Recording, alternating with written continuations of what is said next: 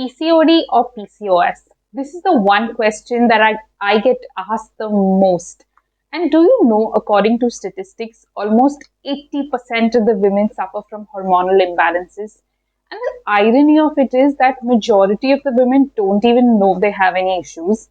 Most of the women kind of choose to ignore it unless they want to conceive, and some of them just are very negligent towards their health. PCOD, PCOS are not only limited to period issues, but the hormonal imbalances it causes can also result into so many other health issues, and hence it is so very important for us to be educated. In today's video, we are going to basically speak about the difference between the two, PCOD versus PCOS, and what is it that you can do to find out what are you suffering from. So definitely watch the video till the end. Hey everybody, this is Dr. Zainab Tajir. I am a homeopathy consultant and psychological counselor from Pune. I basically make videos about health and homeopathy. So if this is something that interests you, you should definitely subscribe to my channel. So like I said, in today's video, we are going to talk about PCOD and PCOS. I am sure most of you must have heard that 1 in every 5 women suffer from PCOD and 1 in every 10 women suffer from PCOS. But how many of you actually know what that really is? If you know me, you might know that I am a firm believer that it's extremely important for women to be educated about their bodies so that they can make wise, informed decisions about their health.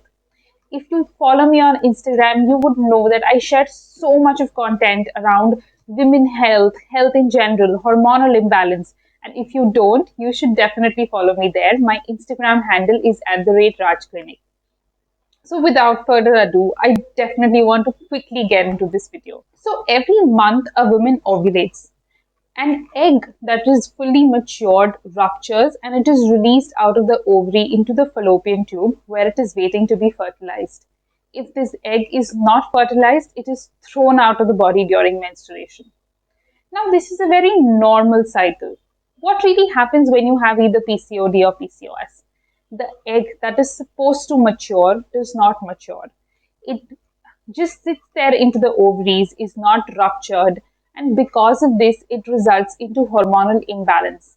The hormones that are released by the ovary during this entire process of ovulation are not released very well.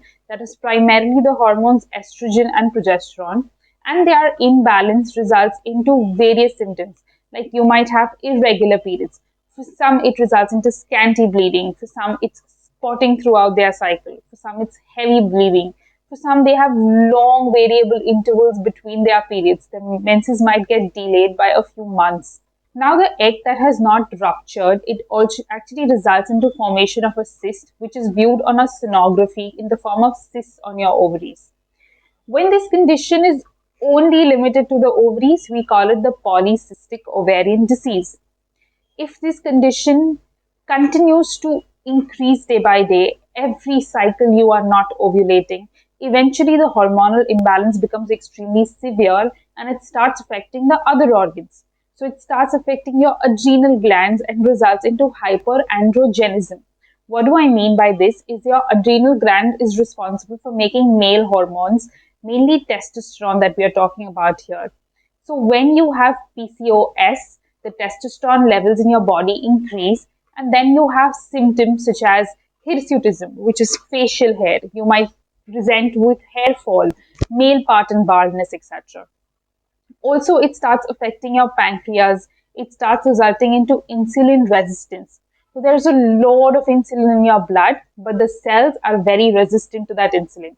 They are not ready to utilize the insulin, which actually stimulates the pancreas to produce more and more insulin, and is something that can also result into type 2 diabetes later on.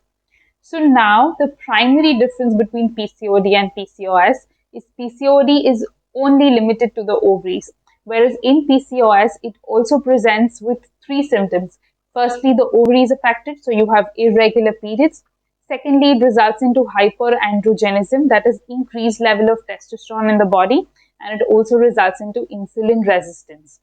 Now, how do you actually find out which one are you suffering from? So let me tell you a few basic tests that we can do in this time. Firstly is a sonography. if you present with 10 to 12 cysts or more on the ovaries, it's usually PCOS. Cysts that are lesser than that indicate you have PCOD.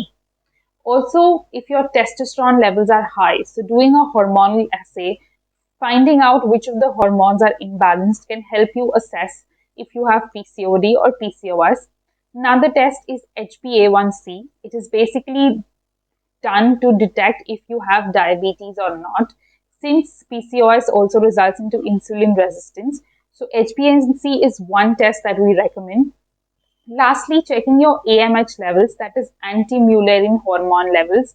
These levels help you assess the amount of increase in the ovaries, and thus you would know if you have PCOS or PCOD. These are certain basic tests, but your doctor will also be able to determine depending on your clinical symptoms and the radiology and other tests which are done alongside. So I hope this has made something clear. I've tried to put as much as basic information as possible, and I genuinely hope that this video helps you. If you find my videos helpful, please consider subscribing to my channel. And thank you so much for sticking by till the end. I will see you again next week. But if you have any questions for me, you have any doubts, please feel free to leave them in the comments below. Thank you so much.